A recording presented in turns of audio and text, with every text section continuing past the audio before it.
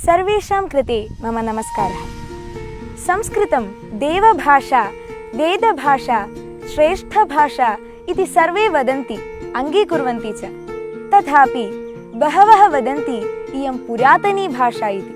परन्तु इदानीमपि देशे विदेशेषु च अनेके जनाः भाषामिमां पठितुम् आगच्छन्ति। तत् किमर्थम्? एषः प्रश्नः बहुत्र श्रूयते।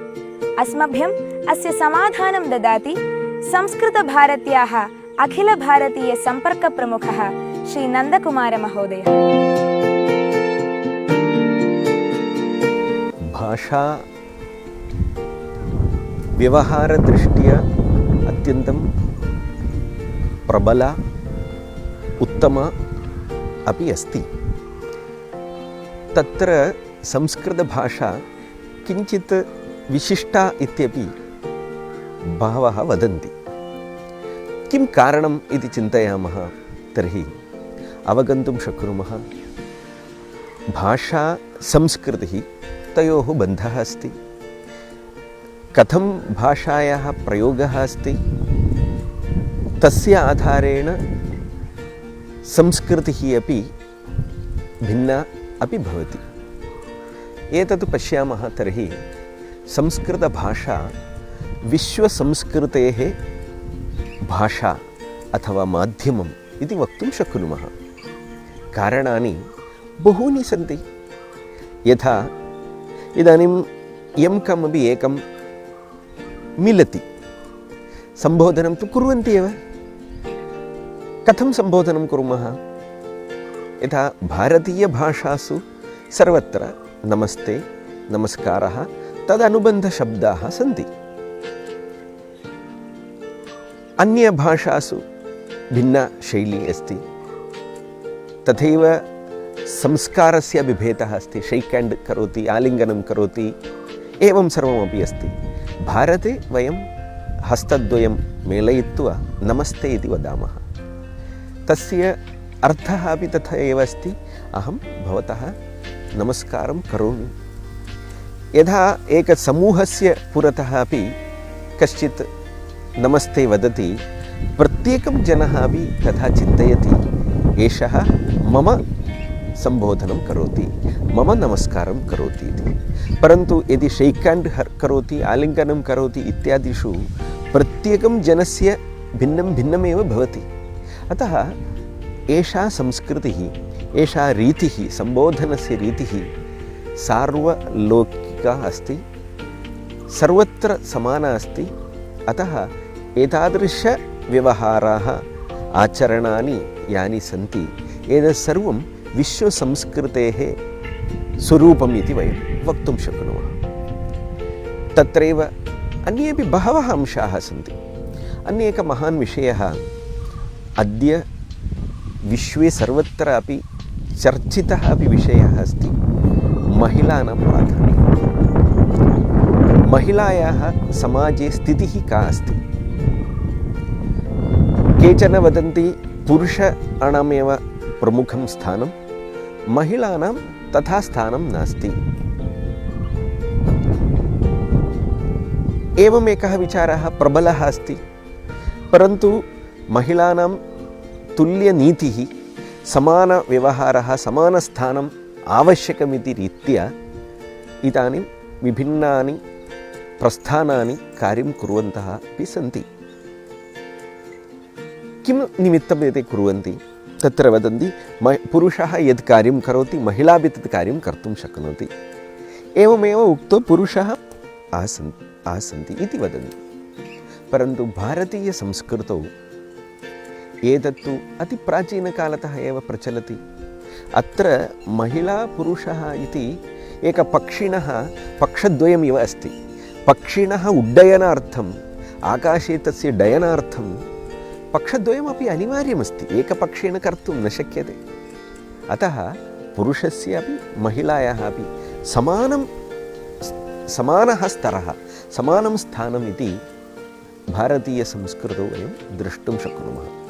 अतः तत्र विवाहः पुरुषमहिलायोः मध्ये विद्यमान एग्रिमेण्ट् नास्ति, नियमानुसारव्यवहारः नास्ति, तद् आजीवनबन्धः अस्ति, अर्धनारीश्वरसङ्कल्पः अस्ति। अतः द्वौ मिलित्वा शरीरं भिन्नं चेदपि तस्य अर्धम् अर्धाङ्गिनी इत्यादि व्यवहारः अस्ति। अतः एकशरीरस्य अर्धभागं पुरुषः, अर्धभागं महिला, तथा परस्परमेलनमेव अस्ति विवाहः। सः जीवनस्य एकः संस्कारः।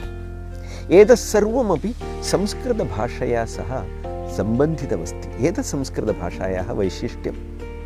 अतः संस्कृतं यः पठति एतादृशाः विचाराः तेषाम् अन्तः प्रविशति।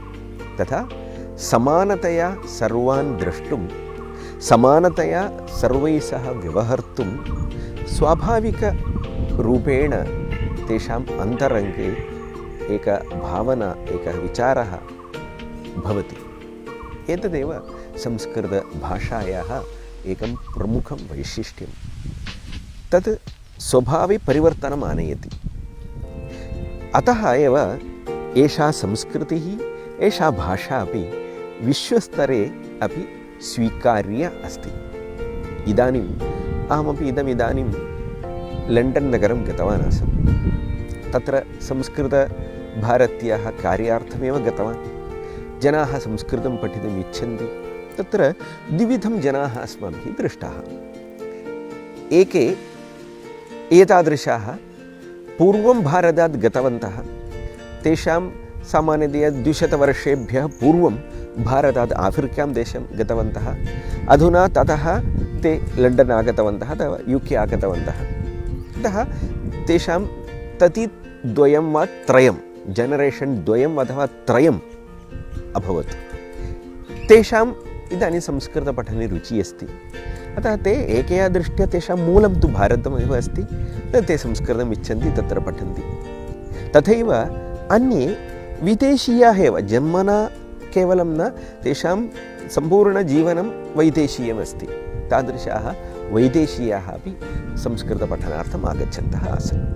किमर्थं पठन्ति इति प्रश्ने सति अभिप्रायाः आसन्। एकं भारतीयमूलस्य अस्ति अस्माकं संस्कृतिः, तस्य अवगमनार्थं रामायणं, महाभारतम् इत्यादीनां पठनार्थं संस्कृतं पठामि इति। विदेशीयानामपि समानमेव मतमासीत्। ते रामायणं, योगशास्त्रं, वेदान्तं सर्वं पठन्ति, परन्तु ओरिजिनल् टेक्स्ट्स् पठितुम् इच्छन्ति। इदानीं भगवद्गीता पठनीया, व्याख्यानं न, भगवद्गीतां साक्षात् पठित्वा तत्र विद्यमान अर्थः ज्ञातव्यः इति आशयः, इति आग्रहः। तेन कारणेन ते संस्कृतं पठितुम् आगच्छन्ति। द्वयोः अपि एकं समानम् एतदेव अस्ति, संस्कृतिः। विश्वस्तरे सर्वैः सह मिलित्वा, प्रकृत्या सह मिलित्वा जीवनार्थम् एकदर्शनं, जीवनदर्शनम् आवश्यकं। तत् संस्कृते अस्ति। संस्कृतं पठति चेत् स्वाभाविकरूपेण ज्ञातुं शक्नुमः। पूर्व उक्तिः एव अस्ति, यदि यः कोऽपि रामायणं पठति तदा पुनः वक्तव्यं नास्ति, भवान् रामः इव जीवतु, रावणः इव न जीवतु इति वक्तव्यमेव नास्ति। रामादिवत् वर्तितव्यं, न तु रावणादिवत् इति स्वाभाविकतया तेषां अन्तरङ्गे एकः भावः उत्पन्नः भवति। एतत् साहित्यस्य वैशिष्ट्यम्। एतादृशानि अमूल्यानि बहूनि साहित्यानि संस्कृते उपलभ्यन्ते। एतत् पठनेन अन्तरङ्गं संस्कृतमयं, संस्कारितम्, एतादृश समन्वयितं भविष्यति। तद् तेषां जीवनस्य, व्यवहारस्य, आचरणस्य सर्वं परिवर्तनम् आनयति। एवं मूल्यानाम् अवगमनाय, मूल्यानि जीवने योजयितुम् अपि संस्कृतपठनं, संस्कृतसाहित्यस्य पठनं, भाषायाः पठनम् अत्यन्तं साहाय्यं करोति इति दृश्यते, अनुभवः अस्ति।